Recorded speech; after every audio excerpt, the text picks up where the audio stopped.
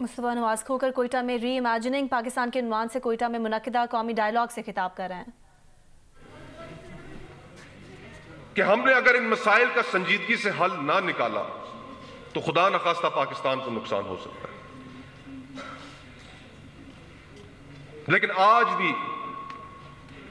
इस मुल्क में जो पॉलिटिकल ब्रेकडाउन है, जो सियासत का ब्रेकडाउन है, एक तरफ हम माशी तबाही और माशी दिवालियापन के तो करीब खड़े ही हैं, लेकिन जो पॉलिटिकल ब्रेकडाउन है वो भी इस हद तक हो गया कि कोई अवाम के इश्यूज के ऊपर बात करने के लिए तैयार नहीं है।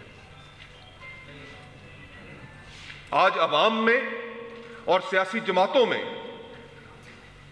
एक डिस्कनेक्ट पैदा होता जा रहा है। यहां पर जितनी गुफ्तगू हुई, ये गुफ्तगू अगर कोई हकीकी मायनों में पाकिस्तान के लिए दर्द रखता है तो उसकी आंखें खोलने के लिए काफी है।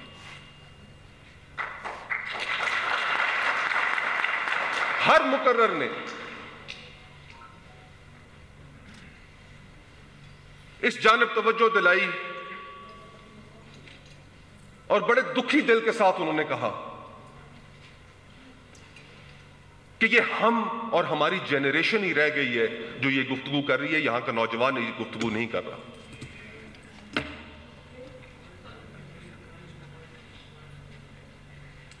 इस मुल्क के 64% आबादी नौजवानों पर मुश्तमिल है। आज से चंद दिन पहले एक सर्वे आया, पाइड एक ऑर्गेनाइजेशन है, उसने वो सर्वे किया। उस सर्वे में ये चीज सामने आई कि इस मुल्क का 70% नौजवान जो है वो ये मुल्क छोड़कर जाना चाहता है।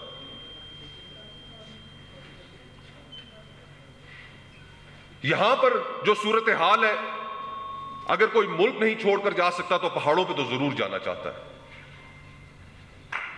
तो आखिर इस सूरत हाल को किसने रेस्क्यू करना है? और आज भी हमारे पास मौका है। हर मुकर्रर ने, कोई ऐसा मुकर्रर यहां पर नहीं था कि जिसने ये नहीं कहा कि सियासत को मौका दे। वाइडेला साहब ने बहुत अच्छी गुफ्तगू की। उस गुफ्तगू में उन्होंने बतौर एक सियासी वर्कर वो यही कुछ कह सकते थे कि हम पीसफुल तरीके से आगे बढ़ना चाह रहे हैं, पीसफुल तरीके से हम अपनी राइट्स की मूवमेंट चला रहे हैं गवादर में। अगर आप हमें इस हक से भी महरूम करेंगे, इस मुल्क की सियासी जमातों को इस हक से भी महरूम करेंगे, इस मुल्क की सोसाइटी को इस हक से भी महरूम करेंगे, तो फिर और क्या ऑप्शन रह जाएगी? मुझे आज इस सेमिनार में जो गुफ्तगू करने के लिए जो टॉपिक दिया गया, state of democracy and human rights इन पाकिस्तान, कि पाकिस्तान में जमहूरियत और इंसानी हकूक की सूरत हाल। दोस्तों, ना तो इस मुल्क में जमहूरियत है और ना ही इस मुल्क में इंसानी हकूक है।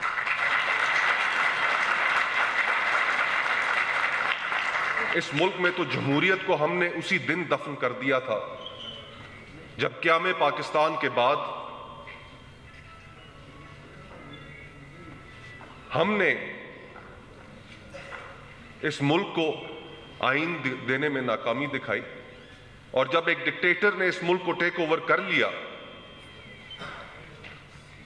तो उसके बाद इस मुल्क के बनाने वाले की बहन को भी हमने गद्दार कहा।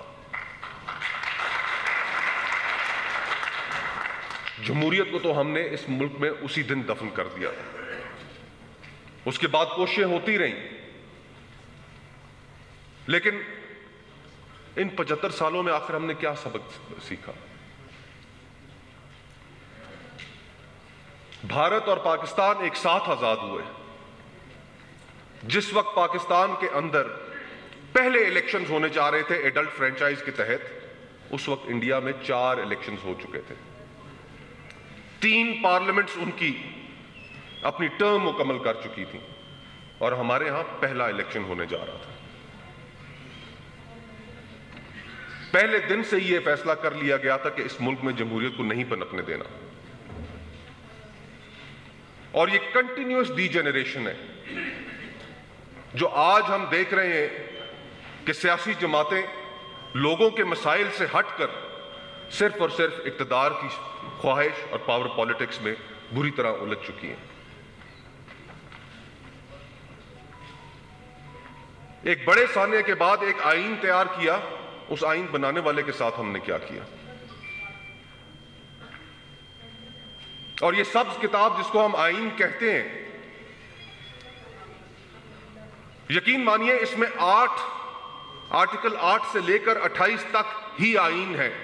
اس کے بعد کی جو ساری گفتگو ہے کہ قومی اسمبلی کیسے ہوگی، اس کے الیکشنز کیسے ہوں گے، آڈیٹر جنرل کا آفس کیا ہوگا، سپریم کورٹ کیسے ہوگی، ان 8 سے لے کر 28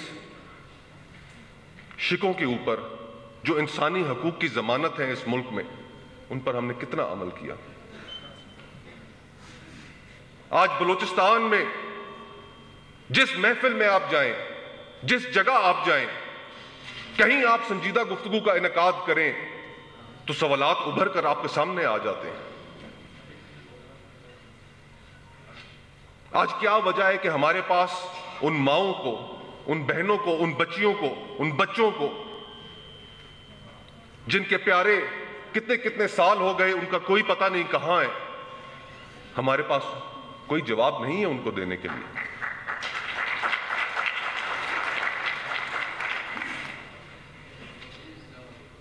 عدالتیں جن کے ذمے یہ آئین نے ذمہ داری لگائی ہے کہ وہ انسانی حقوق کے تحفظ کو اس ملک میں یقینی بنائیں گی، وہ عدالتیں خاموش ہیں۔ انصاف کے منصب پر بیٹھے لوگ توجہ نہیں دے پا رہے ان مسائل کی جانب، اور معاشرہ بکھرتا چلا جا رہا ہے۔ کتنی دفعہ ایسے ہوا کہ اسلام آباد میں کتنی دفعہ آپ لوگ ہمارا ضمیر جگانے وہاں پر آئے، اہل اقتدار کا ضمیر جگانے وہاں پر آئے، ہم میں سے کچھ لوگ تو وہاں پر پہنچے، ان کیمپوں میں پہنچے، اظہار ہمدردی بھی کی، اظہار یکجہتی بھی کی، لیکن آج تک ہم اس معاملے کا کوئی حل نہیں نکال سکے۔ اخباروں میں کئی دفعہ یہ خبریں چھپیں کہ بلوچستان کی کسی ایک سیاسی جماعت کے سربراہ نے حکومت کے ساتھ نیگوسیشن میں درجنوں یا سینکڑوں لوگ مسنگ پرسنز برآمد کرا لیے۔ وہ کرا تو لیے، سینکڑوں اور بھی موجود ہیں، لیکن کبھی یہ سوال اس معاشرے میں اٹھا کہ آخر وہ لوگ جن کو عرصہ دراز سے قید میں رکھا گیا تھا، اگر واقعی انہوں نے کچھ قصور کیا تھا تو ان کو پھر چھوڑا کیوں گیا؟ وہ بے قصور تھے۔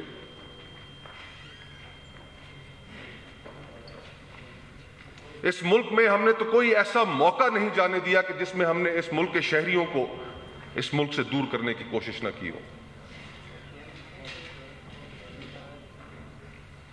اور حالات کی سنگینی کو مد نظر رکھتے ہوئے ہم جو دوست آج یہاں پر آپ کے سامنے موجود ہیں، اسی سوچ کو لے کر نکلے ہیں کہ ہم اس ملک کے ہر دارالخلافہ میں وہاں پر سیمینارز کریں گے، جو گفتگو لوگوں سے تعلق رکھتی ہے، ان کے مسائل سے تعلق رکھتی ہے، اس کو ابھاریں گے، لوگوں کو ایک موقع دیں گے کہ وہ نہ صرف اپنے ایشوز واپس مین سٹریم میں لے کر آئیں، بلکہ وہ گفتگو جو پورے پاکستان کو پرونے کے لیے ضروری ہے وہ گفتگو کی جائے، سیاست کو موقع دیا جائے۔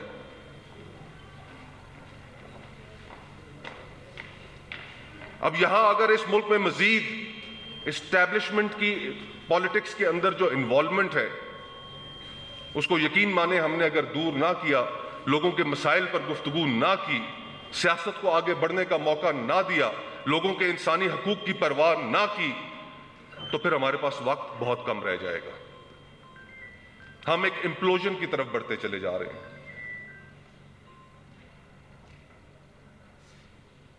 اور ہم سری لنکا نہیں ہیں یہاں پر اس ملک میں ایتھنک اور ریلیجس ڈیوائیڈز اتنی ہیں، فالٹ لائنز اتنی ہیں کہ اگر خدا نخواستہ اس ملک کے اندر امپلوژن ہوتا ہے تو وہ مکمل سوسائٹی کا بریک ڈاؤن ہوگا، اور ہم اس بریک ڈاؤن کے دہانے پر کھڑے ہیں۔ لوگوں کی باتوں کو بھی سننا ہوگا، اپنے اندر یہ حوصلہ بھی پیدا کرنا ہوگا کہ نہ صرف ہم نے ان کی گفتگو کو سننا ہے بلکہ حل بھی ان کے لیے نکالنے ہیں اور حل بھی تلاش کرنے ہیں۔ آج جو گوادر کے اندر صورتحال ہے، واڈیلا صاحب نے جو گفتگو کی، اگر کوئی شخص اس کا حل نکالنا چاہے تو کتنا مشکل ہے، اس کا حل کیوں نہیں نکالا جا سکتا؟ لیکن ہم اپنی ایگوز کے قیدی بن چکے ہیں۔ آج اگر بلوچستان کے مسائل حل کرنے میں کوئی سیاسی جماعت اگر دلچسپی رکھتی ہے تو اس میں کتنا مشکل ہے کہ ہم 12 منٹ میں ایک شخص کو ایکسٹینشن دینے کے لیے اس کے قانون پر قومی اسمبلی اور سینٹ اکٹھی ہو سکتی ہیں، لیکن آپ لوگوں کے مسائل کو حل کرنے کے لیے وہ اکٹھی نہیں ہو سکتی۔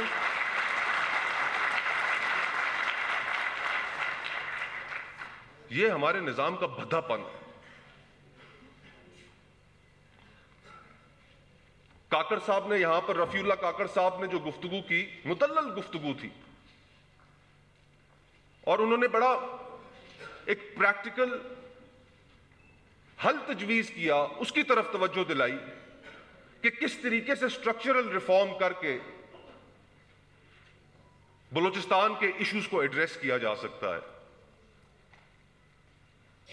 سینٹ کے اندر ریفارمز کرنے کی ضرورت ہے، سینٹ کے الیکشنز کو ڈائریکٹ الیکشنز کرنے کی ضرورت ہے، اور وہ ڈائریکٹ الیکشنز کر کے جو بلوچستان کے جو فیئرز ہیں، جو گریوینسز ہیں، وہ ایڈریس کی جا سکتی ہیں۔ پولیٹیکل کوئٹہ میں قومی ڈائیلاگ میں مصطفیٰ نواز کھوکر خطاب